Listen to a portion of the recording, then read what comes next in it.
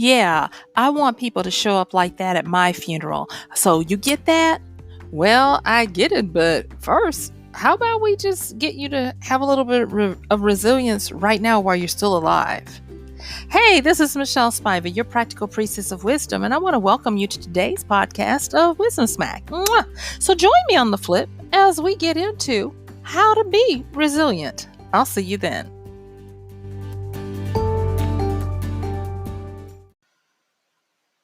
Ah, yes, while you're still alive. That is something that a lot of people don't think of until something like the unthinkable happens, where someone dies or mortality is called into question. And so that was a conversation I was having not recently, but a little while ago. And it got me to thinking about what it takes to uh, have a good turnout at a funeral. And so some friends and I got to talking, and when all was said and done, it comes down to being able to be remembered, be remarkable. And in order to do that, you got to have your bounce back game has got to be on point. So today, I actually kind of want to get into talking about this whole thing of resilience. And the reason why I'm talking about it is because a lot of people are going to be going into a phase of their cyclic year where it's going to take a little bit more for them to be able to keep the shiny. And what I'm talking about is we're now in the fall. If you're listening to this during a live, a recent upload, and because of that, the daytime is growing shorter, and some people are going to get into SAD, which is seasonal affective disorder, where because they don't get as much sunlight, they might have some depressive episodes, and the blues, the blahs, the mess. And so that is going to affect people whereby they can't be as sparkly as they are during the spring and summer. And so this is kind of like a wisdom smack to help us to stay on track and know that first and foremost, you got to know your patterns. And because we're getting into the fall season where things are going to transition and move close to where they die in the winter, I want you to be ready. Forewarned is forearmed. Okay, so how to be resilient. The first thing I want to say is with regards to resilience, it's a ability to bounce back, to retain your vibrancy, your vigor, and your aliveness in a demonstrative form where you're actually being able to put action to it. Okay. And so now that we've got that established, I want to talk about some of the things that it takes to do this. But before I get into that, I want to give a shout out to all my creators who might be out there listening to this. And even if you never listen to this, I still want to give you a shout out. And the reason why I want to do that is because just by nature of what you've chosen as your vocation, your livelihood, or by your gifts and talents that you have perfected through your skills and tools, we're actually kind of sort of forced to have a career in resiliency. Think about what happens if we don't. If we dial it in at a performance, at an exhibition, at a publishing, at a speech, at a song, we will quickly get feedback and possibly backlash. And so, for the creatives and the people who perform, entertain, and progress the culture and humanity through the arts, through song and dance and writing and singing and acting and all that kind of stuff, um, we have to be able to be resilient, and or we won't continue to be able to do what we do and expect to get paid for it. And so, like I said before, I want to just make sure at the beginning of this podcast that I give you a shout out because you do your doggone thing and you manage to make it flow. You can't have a bad day when you are a ballet dancer and you've got to dance on point 2 times because it's Sunday and you get a matinee and an evening performance or however that works, so Saturday or Sunday or something like that. And so because of that, kudos to you. And it was because of what we have to do to show up even when you're not feeling it. I started realizing that there are some things that can be learned and some wisdoms that can be gotten. And so the first one is, and I've kind of alluded to it before, but to have a life of resiliency where you bounce back, where not too much takes you down for the count, is to have focus. And when I'm talking about focus, I am not talking about the super duper death defying focus that, yogis are able to use to lower their heart rates and that kind of stuff. Nope. I'm really just talking about remaining true to your word of your why.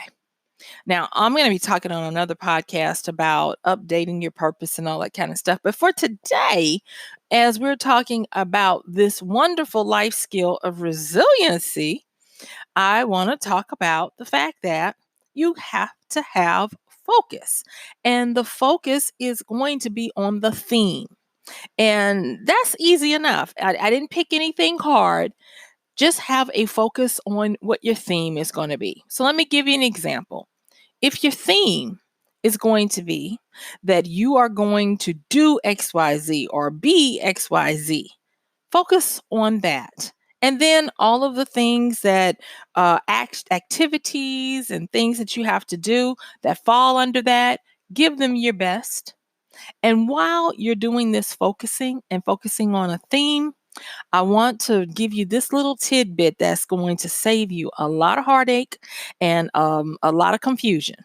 And that is, in order to shortcut hopscotch, get a a back end code of this whole thing called resiliency, I want you to focus on doing within your theme memorable things that become remarkable. Now, in the past, I have talked about Dr. Jonah Berger's book, Contagious, and I've talked about 6 of the things that he uses to get people to spread things. And the book is about how to go viral. But for the sake of today, I'm going to just kind of bring out a few things that he talks about in that book. And he talks about the relationship that you have with others. And part of resiliency that people forget, everybody is always concerned about how we have to show up every day, how we have to do something to make ourselves resilient and bounce back. And they forget that for every action, there is a reaction. For every right, there is a left. And so that means that for us to have true resilience, true bounce back, where we don't become obsolete, where if we die, nobody, we don't fear that no one shows up for our memorial service or funeral, is that you have to be memorable, because being memorable is what makes you remarkable. Now, being memorable does not mean that you have to go and do some crazy antics to get people to look at you. I'm not saying that you have to come up with some clever way to do a pattern interrupt. No, what I'm saying is that you can use some of the tools and skills that we find in Dr. Jonah Berger's book of Contagious. We find them in the book Influence by Dr. Robert Cialdini, and on and on and on. You find these tools, and that is, others will help you stay resilient if you make them look good. So that's the first thing. Being remarkable means that you share things that have value to people, that either make people laugh or cry, make them look good for sharing it, make them appear funny for sharing it, make them appear like they're in the know. And you can do this by simple sharing on social media. I was looking at a profile of someone today, just today, and they started out just doing something to help themselves be accountable. And they started posting on Instagram 2012. And the lady's name is Maisie Arias. Okay. And so she's got MaisieArias.com. She's a fitness person, and her story has just become a phenomenal thing. And so her resilience is very evident. Okay. So she gets on Instagram, and all she does is she just starts talking about how she is going to commit to getting her life, her body in order. And she's going to do it not because she's trying to lose weight, but, she did say at the time she needed to, but because she is fighting against depression. She is going to do this as a therapy. So, guess what? She does it. And as of this time, 7+ years later, now she has become this influencer who has a powerful bounce back story of resilience. She did it again in 2017 or so, like that, when she was newly a new mother and had to get her body back in shape. And she took people on the journey then. And so she has quite well established herself as a person who deserves to be remarkable because she has made herself memorable by exposing herself to her followers and bringing them on the journey with her. And so this is an example of both the focus of your theme that I talked about, as well as how to be memorable so you become remarkable.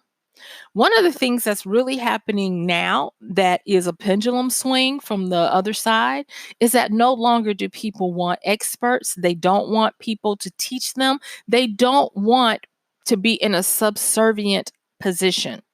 What they want is the everyday Joe Blow bloke, whatever you want to call them, running alongside them, who is exposing them to what they are doing. They want the camaraderie. We've talked about a comrade. They want the camaraderie of people who are, quote unquote, just like them, but who are daring to be vulnerable enough to open up their life and what they're doing. And so that's another thing that you find in part of these 6 steps from the book Contagious, and Dr. Cialdini's influence, his 6 universal laws. You'll see this as well, and that is that when you show social proof, meaning that it used to be testimonials. Nowadays, it can be before and afters. It can be where you are taking people on the journey, where you can document what's going on and people can build, or you build a timeline for where you started to where you are now, like this Maisie Arias has done. This is how you start having a powerful resilience in your life, in your career, in who you are as a person, because you're becoming remarkable, because you're becoming memorable. Okay. And the thing is the next thing that I want to talk about that you might not understand is that you cannot be afraid to be wrong. See, in our documenting, in our sharing, in whatever it is, one of the things that, and I keep saying one of the things, but I'm just going to say that what we can benefit from is the fact that vulnerability is a powerful tool to connect you with your life and with other people. And people are okay with you being wrong. If they weren't, we would not have a such thing as reality TV stars now. And we all know reality stars get it wrong more so than most. And because we have gotten into this diet of quote unquote reality, where things go wrong because it's supposed to be real life, we now expect that from those who walk among us who are, for whatever reason, called or trying to have some kind of relevance in our great big world. Okay. Okay, so let me repeat them so far. So, in order to have a resilience to your life, to your career, or whatever, the first thing is outside of if you're not a creative and you're forced to be able to show up and be on all the time, you need to find focus in a theme. Macy, that I've highlighted today, her theme was to exercise to stave off depression. And then once she got married and had a baby, it was to continue to maintain her health with a baby. And so now her little girl looks like she's about 2 or so.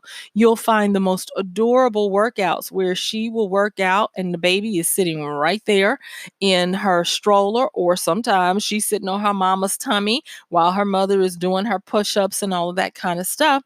And what it is it is continuing to show her focus on her theme, but it's also giving you remarkable content that makes someone memorable. Okay. And as I've said before, in the books Contagious and Influence, one of the ways that you can do this is by documenting, and this is, the social proof. Like I said before, social proof, back when Dr. Cialdini was first writing about it, he talked about testimonials, but he did include social proof as before and afters, and as documentaries and documenting the process. And that's where people are right now with how they can do this type of thing of becoming remarkable, so that they become doing remarkable things so that they can become memorable. And then the next thing I talked about was, don't be afraid to be wrong. And being afraid to be wrong, it gets you into that perfectionism where if you don't watch it, you won't make a move until you feel like you're expert enough to do something in your life. And if you wait until you're expert enough, you might wait too long. The only thing you need to do is be authentic. Understand how much you're willing to share, because you can't share everything. Don't do that. You do need to have some boundaries, but don't be afraid to be wrong. Don't be afraid to show when life works and you happen to hit a wall, or something, doesn't go perfectly well. That is well received in today's world. So don't do that. And the next thing is, now this seems like it's common sense, but it's not, because I even struggle with it. And that is, don't become irrelevant. And when I talk about irrelevant, I am not talking about irrelevance by way of not posting and not saying anything. No, I am talking about irrelevance by way of not contributing to society in some meaningful kind of way. Too many of us find ourselves in a rat race of just doing the work of living. We do our job, we go home, we feed ourselves, we hang out with our family, we go to bed, and we do it over and over again. And on the weekends, we run errands for ourselves. On Saturday and on Sunday afternoons, we hope that we can rest up, maybe watch a game or something, and try to get back in the rat race again on early Monday morning. And you look around and 2 or 3 years have happened, and you've not had any type of real contribution to society. And thus you become a worker drone with no identity, and you become irrelevant. So don't become irrelevant. Even though you might have the life and the existence that I just mentioned about this, um, getting in the rat race. What does Lily Tomlin say about it? She says, the problem with the rat race is that even if you get out of it, that you're still a rat. And so, to be relevant, make sure that you find a way to be more than just a drone, a rat. Make sure that you are contributing in some kind of way. Me doing this daily podcast is part of my contribution to the world in the way that I can. You might say, well, it's not all that great, but guess what? I am using the resources I have at the time I have them to do the best I can. And I'm happy with that. And I'm grateful for those who are also happy with that, who join me and listen in daily. So thank y'all for that, because you're keeping me relevant. And I'm thankful because hopefully I'm keeping you relevant when you get these wisdom smacks and you can use them in your life. Okay, so moving on, one of the other things that I realized with this whole resilience thing and how to have a good bounce back game is something as simple as proximity. Proximity. Closeness, yes, being close to things. When you sequester yourself and move away or cocoon in your house, I should know about that. I have to make sure that I don't do that. When you put distance between yourself and the heart of the matter, the heart of the action, this is another way that you stilt your growth. So you want to make your proximity to where the liveliness is. You want to make it as close as possible. The next thing is you want to keep up with the times. Keep up with who is doing what. Keep up with the remarkable deeds that are happening. The remarkable acts, technology, and all the other things. If you see a new currency coming, don't turn your nose up at it and say it'll never work. Take sacrifice 15 minutes to go and just get a surface overview. We talked about the different levels in that book by Mortimer Adler. I like his name, of how to read a book, and he talked about what is a freshman, sophomore, junior, senior level, and he talked about most people get a sophomoric understanding, which is just a surface understanding. In this case, I'm going to say it's okay for you to have a sophomoric understanding of little things like this just so that you stay in the know. Because if you don't, when it comes time, not if, when it comes time for you to get off of your tush that you've been knocked on, if you don't have any tethers, any connection to what is going on in the world, you're going to stay out of the race. You're going to stay knocked down, and it's not going to be good. Okay. And so the next one is take the time to reinvent yourself periodically. And when I say reinvent yourself, I am not talking about doing anything crazy. I'm just talking about kicking over every sacred cow of belief. The older people get, they have to be more diligent in making sure that there is flexibility in their belief systems. Because if you become too rigid, then you become too rigid. And rigidity makes you break. Rigidity takes you out of here. Rigidity is enemy of resilience. So you want to make sure that you're willing to reinvent yourself periodically by just going through your belief systems and knocking over those sacred cows and really going through them to see where you can stretch, grow, tweak, and even change. There are one of the things that helps people stay resilient and thus keeps them youthful is their ability to embrace and hold contradictory ideas and truly grapple with them in a way that's new and fresh, where they don't feel an obligation to hold on to a belief simply because it's been hanging around for a while. No, they become open, and the more you do this, the more you go back to being remarkable and in the know and staying abreast of things and staying in proximity and having a resilience, a bounce back game to be envied. Okay. So after that, this is the thing that I am currently trying to learn how to do, and that is to learn how to thrive on both or all sides of an issue, your state of being or an idea or an event. And what I mean by this is in high school, I only took one class, one debate class, but I do remember how, depending on what the subject was, when we were learning how to debate, you would pick out of a hat what side you were going to be on. And I remember getting a topic that I was on the side that I didn't believe. And I was like, I can't do this.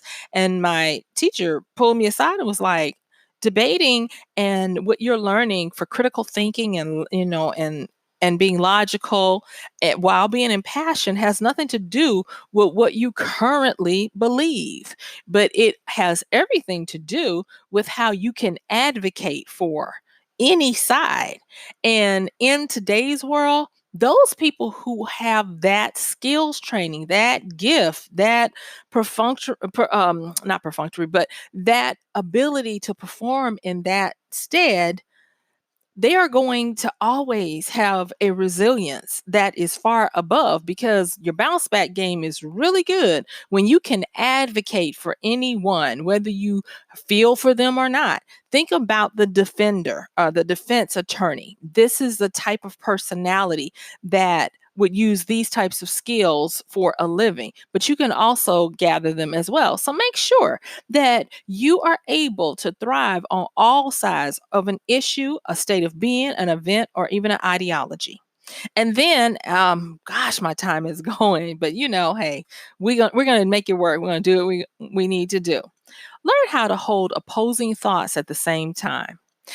This is attributed to Einstein as a mark of genius. And I'm just going to say that holding opposing thoughts at the same time is part of that advocating, part of what I learned in debate class, and looking for, first and foremost, the common threads, and then looking at the different ends of the different sides of the same coin, to understand how people fare and feel about different issues. And when you can do this, when you can vacillate back and forth between two different or many different ideas and show respect for each one of them, that is going to continue to build the synapses in your brain that help you to come up with unique ways to rebound when you get knocked down, to bounce back when things are going wrong. At this current time, there are murmurs of recession, and I'm just going to go on and say it.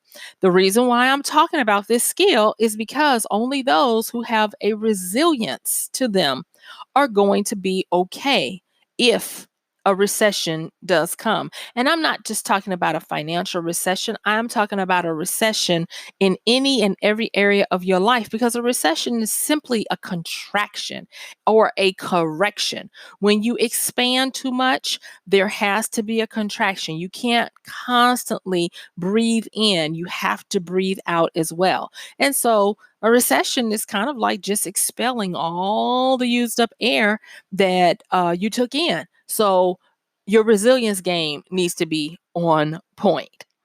And then um, embrace the habit of giving your best every day, like any other master of their life would. That is so hard. I'm not going to even lie. It is hard, because I have many days where I'm like, oh, please, just let me make it through. And I have to remember that every day we get to have that day instead of we have to go through that day. And just by that simple little tweak of gratitude, it helps me to realign myself with what is the best that I can do. And I'm going to tell you that there are many things about you that you don't know, but you will learn if you just go through these things that I've asked you to do to build a resiliency, a bounce back, a adaptability, because that's kind of what this is. It's not kind of, it is. When I've talked about the adaptability quotient in previous podcasts, this is going to help you, because the adaptability quotient is all about how fast is your bounce back game? How fast can you reorient yourself when the whole world and all the rules have changed? And so being able to have a quick resiliency is going to help you. So, in the last few minutes that I have, let me go on and recap what we talked about today. And so, we talked about how to be resilient, how to have a bounce back, how to um, recoup, reset, and come back online when you get knocked down. And so, the first thing I want you to do is to focus, have a theme you focus on. Be remarkable so that you become memorable by helping others, and thus they will help you. And don't forget to, don't become irrelevant. Uh, Stay close, keep in the know, keep up with the times, technologies, what's happening, remarkable deeds, events, and acts. And then don't be afraid to be wrong. No, don't be afraid to be wrong. Reinvent yourself periodically. Learn how to thrive on all sides of an argument, an event, or an ideology, and also learn how to hold opposing thoughts at the same time. And of course, embrace the habit of giving your best every day, like any other master of their life would. And guess what? Yep, my time is up. I do want to thank you for yours. This has been Michelle Spiva, your practical priestess of wisdom, with another podcast of Wisdom Smack. Mwah. Don't forget to use our Amazon link. You can find it in the show notes. Bye.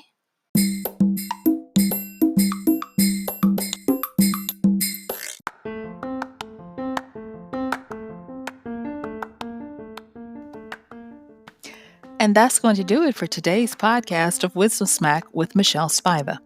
If you like this podcast, please help us get the word out. Like, comment, subscribe, and even share. And if you really like it, please help us continue to get the word out by considering using this show's link for Amazon. So when you want to go to Amazon and you do all of your general shopping, please use MichelleSpiva.com/AMZ. It's simple as that. It doesn't cost you anything extra, and this show might receive a little bit of commission that will go towards helping to further get these episodes out to you and to others. So thank you so much for listening. This has been Michelle Spiva with Wisdom Smack. Bye.